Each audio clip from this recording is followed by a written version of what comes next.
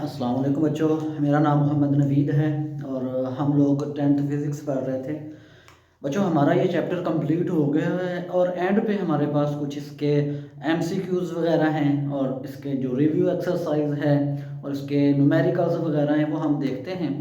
तो वो हम वन बाय वन आज देखते हैं। तो सबसे पहले हमारे पास है जी इसके एमसीक्यूज़ हैं, तो उनको आज हमने देखना है कि कौन सा एमसीक्यूज़ ठीक है और कैसे ठीक है, वजह भी हमने देखनी है। तो आइए जी हम देखते हैं।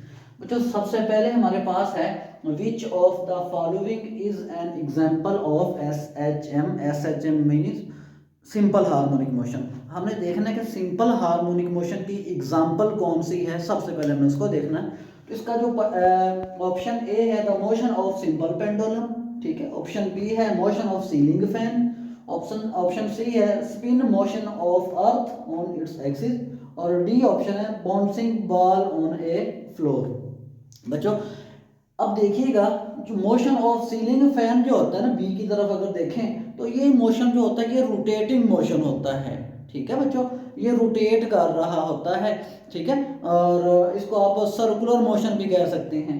और उसके बाद जो हमारे पास स्पिनिंग मोशन है, ये स्पिन कर जो ज़मीन है वो जो है अपने आप की अपने मतलब कि अपने एक्सिस के गिर्द स्पिन कर रही है, दिन और रात बना रही है, तो वो उसका रोटेटरी मोशन है।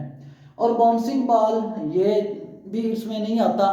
तो आपके पास जो इसकी एग्जांपल है वो बच्चों आपके पास है मोशन ऑफ सिंपल पेंडुलम। जो सिंपल पेंडुलम होता है वो एक सिंपल हार्मोनिक मोशन की एग्जांपल है। आपका ऑप्शन ए ठीक है।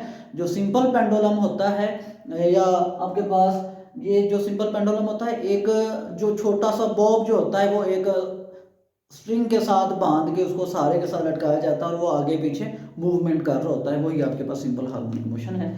तो अब हम बी की तरफ आते हैं, दूसरे की तरफ आते हैं। तो हमारे पास है if the mass of pendulum is increased, अगर किसी पेंडुलम का मैस को इंक्रीज कर दिया जाए by a factor of three time increase कर दिया जाए, the period of pendulum motion will be. अब इसके अंदर क्या कह रहा है कि अगर आपके पास एक सिंपल पेंडुलम है, उसका जो मैस है, चाहे वो मैस स्प्रिंग सिस्टम का मैस है, चाहे वो बॉब का मैस है, वो मैस अगर ट्रिपल 3 गुना कर दिया जाए तो कहता है कि उसका जो पीरियड होगा, टाइम पीरियड के ऊपर क्या असर पड़ेगा बच्चों। तो आपको पता होना चाहिए कि टाइम पीरियड होता क्या है सिंपल पेंडुलम का।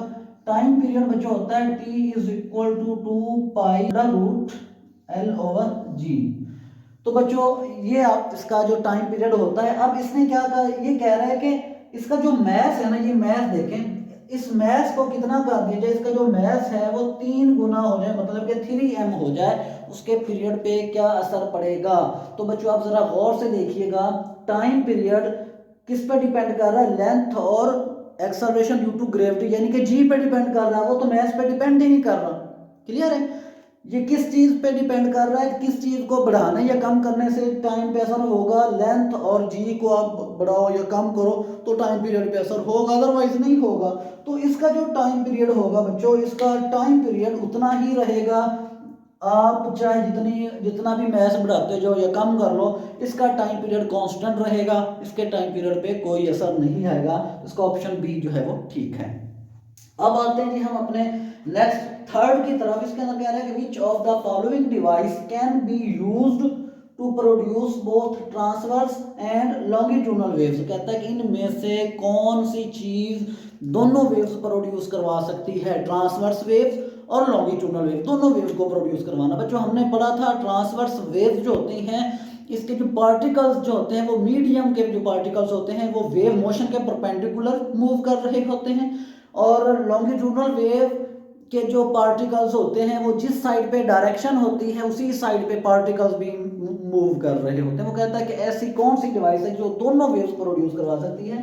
स्ट्रिंग नहीं बच्चों, रस्सी ऐसे ट्रांसवर्स वेव तो प्रोड्यूस करवा सकती है लेकिन उसको खींचने से कोई वेव प्रोड्यूस नहीं होती। और रिपल टैंक आपने पढ़ा था, पीछे वाला जो टॉपिक था, ripple tank just water wave के लिए होता है, तो ये वाटर वेव की ट्रांसवर्स वेव्स होती हैं। उसके बाद आता है हेलिकल स्प्रिंग।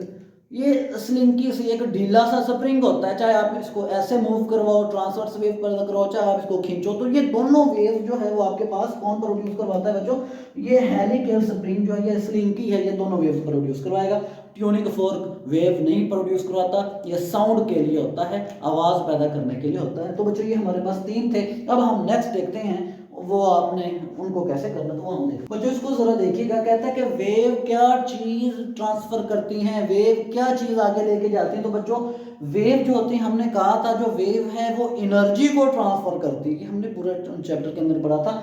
फ्रीक्वेंसी को नहीं ट्रांसफर कर सकती, ठीक है, वेवलेंथ नहीं ट्रांसफर होती, वेलोसिटी नहीं ट्रांसफर होती, क्या चीज होगी जी, एनर्जी को ट्रांसफर करती हैं। जिस तरह से कि अगर आप किसी रस्सी को 2 बच्चे अगर पकड़ के खड़े हो तो एक बच्चा झटका देगा, दूसरे को भी वही झटका फील होगा, तो ये एनर्जी को ट्रांसफर करती है, बाकी कोई चीज को ट्रांसफर नहीं करती। बच्चों इसके अंदर जरा सुनिए, इसके अंदर कह रहा है कि which of the following is method of energy transfer, energy transfer करने वाला कौन सा तरीकाकार है इन चारों में से।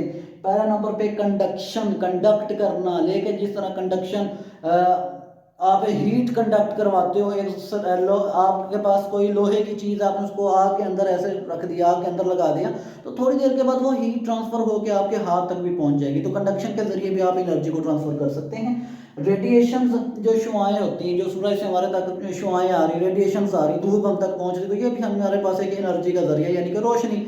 उसके बाद है जी वेव मोशन। अभी वेव मोशन हमने पढ़ा था, जो वेव्स होती हैं वो भी एनर्जी को ट्रांसफर करते हैं। तो बच्चों ये सारी चीजें जो है ये वेव को, ये एनर्जी को ट्रांसफर कर सकती हैं। तो आपके पास ऑप्शन डी ठीक है, तीनों मेथड जो हैं वो एनर्जी ट्रांसफर करते हैं। क्लियर है। अब हम अपने आते हैं नेक्स्ट की तरफ। जी बच्चों अब हमने बताना है, ये जरा फिर से सुन लें। In a vacuum all electromagnetic waves have same. Electromagnetic waves कौन सी वेव्स होती हैं, पहले तो हमें ये पता होना चाहिए। इलेक्ट्रोमैग्नेटिक वेव्स वो वाली वेव्स होती हैं जिनको चलने के लिए, फैलने के लिए, आगे बढ़ने के लिए किसी मीडियम की ज़रूरत नहीं होती, किसी वास्ते या मीडियम की ज़रूरत ना हो, उनको बोलते हैं इलेक्ट्रोमैग्नेटिक वेव्स। अब इलेक्ट्रोमैग्नेटिक वेव्स की जो सेम क्या चीज़ रहेगी बच्चों, स्पीड सेम रहेगी हर जगह पर, फ्रीक्वेंसी सेम रहेगी, या एम्पलीट्यूड या वेवलेंथ सेम रहेगी। तो बच्चों इसके पास जो सेम रहती है वैक्यूम के अंदर, वो सिर्फ और सिर्फ क्या है, इसकी स्पीड सेम रहती है। जो आपके पास आ रही है इलेक्ट्रोमैग्नेटिक वेव्स, ये सेम स्पीड से आ रही है, चाहे वैक्यूम हो चाहे जो भी हो, तो ये सेम स्पीड से ट्रैवलिंग कर रही होती हैं। अब हम आते हैं जी 7 की तरफ है। 7 के अंदर ये पूछ रहा है, a large ripple tank with vibrator, a large. तो बच्चों हमने इसका जो है वो ठीक वाला ऑप्शन देखना है, इनमें से कौन सा ठीक है, तो उसका हम देखते हैं। तो वो हम इसको जरा देख लेते हैं, कैसे आपने करना है इसको, वो भी समझ लें। आप इसको मैथमेटिकली प्रूव करना है। तो बच्चों हमने देखना है कि इसकी जो है वेलोसिटी कैसे निकालते हैं। वेलोसिटी का फार्मूला होता है v = f लैम्डा, यानी कि हमें क्या चाहिए, फ्रीक्वेंसी भी चाहिए और वेवलेंथ भी चाहिए। फ्रीक्वेंसी इसने दी हुई है, फ्रीक्वेंसी इसके पास है जी 30 हर्ट्ज इसने फ्रीक्वेंसी दी हुई है। और वेवलेंथ हम चेक कर लेते हैं कि वेवलेंथ कैसे हमने निकालनी है। तो बच्चों आपके पास जो वेवलेंथ है वो आपके पास आएगी, कितनी इसने वेव्स कंप्लीट की, ठीक है, और कितना इसका डिस्टेंस था। तो वेवलेंथ का फार्मूला होगा डिस्टेंस ओवर एन। एन का मतलब है नंबर ऑफ वेव्स कंप्लीटेड, कितनी वेव इसने कंप्लीट की। तो आपके पास ये डिस्टेंस कितना है जी, डिस्टेंस इसने कहा जी 50 सेंटीमीटर है। 50 सेंटीमीटर में, हम ये किस में कर रहे हैं, सेंटीमीटर में कर रहे हैं। और कितनी वेव्स प्रोड्यूस हुई हैं जी, 25 वेव प्रोड्यूस, 25 वेव प्रोड्यूस हुई हैं। तो आप इसको जो है सॉल्व करेंगे तो ये आपके पास 2 सेंटीमीटर आ जाएगा। या आप किस में निकाल रहे हो, सेंटीमीटर्स में, क्यों आपकी बुक ने सेंटीमीटर में सारा कुछ पूछा हुआ। तो अब आपके पास वेवलेंथ भी है, फ्रीक्वेंसी भी है, आप स्पीड निकाल सकते हैं। आपके पास फ्रीक्वेंसी है जी 30 और इसके पास वेवलेंथ है जी 2, तो ये कितना आ जाएगा 60 सेंटीमीटर पर सेकेंड। क्लियर है। तो आपके पास जो ये 60 वाला ऑप्शन बी जो है ये ठीक होगा। तो बच्चों अब हम आते हैं जी नेक्स्ट। इसके अंदर ये पूछ रहा है, कहता है कि which of the following characteristics of a wave is independent of others. Wave की वो कौन सी कैरेक्टरिस्टिक है, वो कौन सी खसूसियात है जो दूसरों से मुख्तलिफ होती है। तो बच्चों स्पीड तो सबके पास होती है, फ्रीक्वेंसी भी है, एम्पलीट्यूड भी है, लेकिन जो आपके पास जो वेव लेंथ भी होता है, लेकिन जो एम्पलीट्यूड बच्चों होता है वो जस्ट वेव्स के पास होता है। जो वेव्स जो ट्रेवल करती हैं वो in the form of amplitude. Amplitude क्या होता है, यहाँ से लेके यहाँ तक का जो डिस्टेंस है, ठीक है, इस लाइन से लेके मैक्सिमम जो डिस्टेंस होता है उसका एम्पलीट्यूड होता है। तो वेव्स के पास क्या चीज़ डिफरेंट होती है बच्चों, वो होता है जी एम्पलीट्यूड। ठीक है, इसका ऑप्शन सी ठीक होगा। और अब हमारे पास लास्ट है 10th वाला है बच्चों, ये आपके पास 10th है। इसके अंदर क्या था, रिलेशन बिटवीन वी यानी velocity, frequency and wavelength of a wave is, क्या रिलेशन होता है, V lambda is equal to V F है, या v is equal to F lambda है, ठीक है, या f is equal to V lambda है, या d is equal to V lambda over f है। तो बच्चों हमने पढ़ा था, जो हमने वेव इक्वेशन ड्राइव की थी, वो हमारे पास क्या थी बोला, v बराबर है f लैम्डा। ठीक है बच्चों, तो ये कौन सी इक्वेशन है, ये आपके पास ऑप्शन बी है, v बराबर है f और लैम्डा, दोनों चीजें इनके पास, आपके पास ये ऑप्शन बी ठीक होगा। तो बच्चों ये थे हमारे पास आज के एमसीक्यूज जो इस चैप्टर के इस चैप्टर के एंड पर दिए हुए थे, ये हमने एमसीक्यूज किए हैं।